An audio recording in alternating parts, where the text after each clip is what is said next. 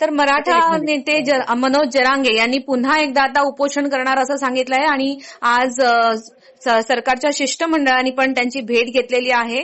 परंतु त्यावरही काही तोडगा निघालेला नाहीये. 28 जून पर्यंतची वेळ दिलेली आहे मनोज जरांगेंनी सरकारला. या सगळ्या विषयावरती आता आपल्याशी बोलण्यासोबत आहे तृप्ती देसाई. तृप्ती मॅडम, काय सांगाल की ज्या प्रकारे आता पुन्हा एकदा मनोज जरांगेंनी सरकारला वेळ दिलेली आहे, आज सरकारचं शिष्टमंडळ त्यांना भेटलेलं आहे, परंतु तोडगा कधीही निघताना दिसत नाहीये. परंतु मराठा आणि ओबीसी हा वाद मात्र वाढतच चाललाय. खरं तर मराठा समाजाला आरक्षण मिळावं ओबीसीतून यासाठी अनेक वेळेला त्यांनी प्रयत्न केले. मुंबई सुद्धा आपण बघितलं असेल की किती मोठ्या प्रमाणामध्ये जाम झालेली होती. संपूर्ण मराठा जो आहे तो रस्त्यावर उतरलेला होता आणि दरवेळी सरकारकडून आश्वासनं मिळतात, लेखी आश्वासनं मिळतात, परंतु पूर्णपणे ती आश्वासनं जी आहेत ती पूर्ण केली जात नाहीत. आणि म्हणूनच मनोज जरांगे पाटलांनी आता जे काही त्यांना सांगितलेलं आहे की जून महिन्यामध्ये जे उपोषण करणार आहे, कारण बऱ्याच वेळेला उपोषण होऊ नये म्हणून अनेक शिष्टमंडळ जातात, अनेक मंत्री तिथे जातात. कारण मराठा समाज जर रस्त्यावर उतरला, तो जर आक्रमक झाला तर महाराष्ट्रामध्ये जो आहे तो मोठ्या प्रमाणात मराठा समाज आहे आणि त्याचा परिणाम सगळ्या गोष्टींवर होऊ शकतो. परंतु तात्पुरता मार्ग काढला जातो, आश्वासनं दिली जातात, पण जो पूर्णपणे मार्ग आंदोलनातनं निघाला पाहिजे तशा पद्धतीचा मार्ग निघत नाही. आणि म्हणूनच मग मनोज जरांगे पाटलांना वारंवार जे आहे ते उपोषणाचं हत्यार जे आहे ते बाहेर काढावं लागतं.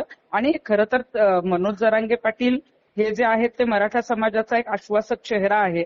त्यांच्यावर मराठा समाजाचा जो आहे तो विश्वास आहे. मराठवाडा, विदर्भात जे गोरगरीब मराठा आहेत त्यांना एकच आशा आहे की मनोज जरांगे पाटलांमुळेच जे काही होईल ते आमचं होईल. आणि म्हणूनच आता पुन्हा एकदा काही गोष्टी ज्या आश्वासनामध्ये दिलेल्या होत्या त्या पूर्ण झालेल्या नाहीत आणि म्हणूनच आता जे आहे ते मनोज जरांगे पाटलांनी पुन्हा एकदा उपोषण करणार आहे असं सांगितलेलं आहे.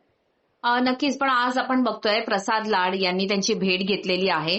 त्याच्यानंतर आता पुन्हा त्यांना एक सांगितलं गेलंय की तुमच्या ज्या 7 ते 8 मागण्या आहेत त्याचा पुन्हा विचार केला जाईल की त्या आतापर्यंत मान्य का झाल्या नाही. या सगळ्या पार्श्वभूमीवरती जेव्हा नंतर जरांगेंनी प्रतिक्रिया दिली तेव्हा त्यांनी ओबीसींवरती गंभीर आरोप केलेले आहेत की ओबीसींना ज्या वेळेला आरक्षण दिलं गेलं ते कोणत्या निकषांवर दिलं गेलं. तसंच त्यांनी असं सुद्धा म्हटलेलं आहे की ओबीसींकडे कुठल्याही प्रकारचं प्रमाणपत्र नव्हतं तरी पण त्यांना दिलं गेलेलं आहे. तर या सगळ्या गोष्टींचा जर का ओबीसींच्या बाबतीत विचार होतोय, पण त्या वेळेला जेव्हा मराठ्यांना आरक्षण देण्याची वेळ येते त्यावेळेला मराठ्यांकडे प्रमाणपत्र गॅझेट असून सुद्धा त्यांना दिलं जात नाहीये. तर मग या सगळ्यामुळे कुठेतरी आता ओबीसी आणि मराठा वाद पुन्हा पेटेल असं वाटतं का तुम्हाला? मराठा आणि ओबीसी वाद जो आपण बघितला असेल मागच्या वेळी सुद्धा जेव्हा आंदोलन झालं तेव्हा 2 जे आहेत ते भाग झालेले होते. आणि याच्यामध्ये आता आज मला काय बैठक झाली माहित नाही, मी नेमकी बाहेर आहे, परंतु प्रसाद लाड यांनी जर आश्वासन दिलेलं आहे की या 7-8 मागण्या ज्या आहेत त्या आम्ही पूर्ण करू किंवा आश्वासन देतो. मग मला प्रसाद लाडांना विचारायचंय, ते मुख्यमंत्र्यांच्या जवळचे आहेत, मागच्या वेळेस तुम्ही आश्वासनं दिलेली होती, मागे तुम्ही लेखी मागण्या ज्या आहेत त्या पूर्ण करतो म्हणून सांगितलं होतं आणि त्यावेळेला मनोज दादांनी ते उपोषण सोडलेलं होतं. हैदराबाद गॅझेटचा उल्लेख किंवा त्या संदर्भामध्ये त्याची अंमलबजावणी करणार हे जेव्हा सरकारने सांगितलं त्यावेळी त्यांना आता भरपूर कालावधी दिलेला आहे. परंतु मग आता जेव्हा मनोज दादा सांगतायत की ओबीसी मध्ये जे ज्यांना आरक्षण मिळालेलं आहे, मग ओबीसी समाजाला जर कुठल्याही काही गोष्टी जर प्रमाणपत्र किंवा काही गोष्टी नसताना जर आरक्षण मिळू शकतं तर हैदराबाद गॅझेटमध्ये तर मराठ्यांच्या संदर्भातला उल्लेख आहे. त्या गॅझेटनुसार जे आहे ते आरक्षण द्यावं अशी त्यांची मागणी आहे. आणि मग ती जर मिळत नसेल अशा पद्धतीनं गॅझेट असून सुद्धा तर मात्र मग मराठा ओबीसी वाद जो आहे तो वाढू शकतो. आणि मला सरकारला सांगायचंय की हा वाढण्यापेक्षा सगळा समाज, सगळे वेगवेगळ्या जाती धर्माचे लोक हे सरकारला समान आहेत, परंतु एकाला न्याय आणि एकावर अन्याय असं न करता त्यांनी जे आहे ते नियमानुसार आरक्षण देणं गरजेचं आहे. नक्कीच. एक शेवटचा प्रश्न असा आहे की आता पुन्हा जरांगेंनी उपोषणाचं हत्यार उपसलंय आणि सरकारने म्हटलंय की ही जी वेळ आहे, प्रचंड उन्हाळा आहे, 40 डिग्रीच्या वरती तापमान आहे सगळ्या ठिकाणी, त्या पार्श्वभूमीवरती जरांगेंनी उपोषण करू नये असं सरकारकडून त्यांना विनंती करण्यात आली आहे.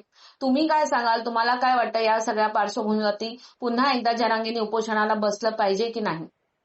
जरांगे पाटील यांनी उपोषणाला बसावं किंवा नाही हा त्यांचा प्रश्न आहे, परंतु त्यांच्यावर मराठा समाजाचा विश्वास असल्यामुळं आणि सरकार जे म्हणतंय की प्रचंड उन्हाळा आहे, 42 डिग्री 45 डिग्री तापमान आहे. बघा, चळवळीत काम करताना किंवा आंदोलन करताना पावसाळा आहे, उन्हाळा आहे का हिवाळा आहे हे बघितलं जात नाही, तर मागण्या किती महत्वाच्या आहेत.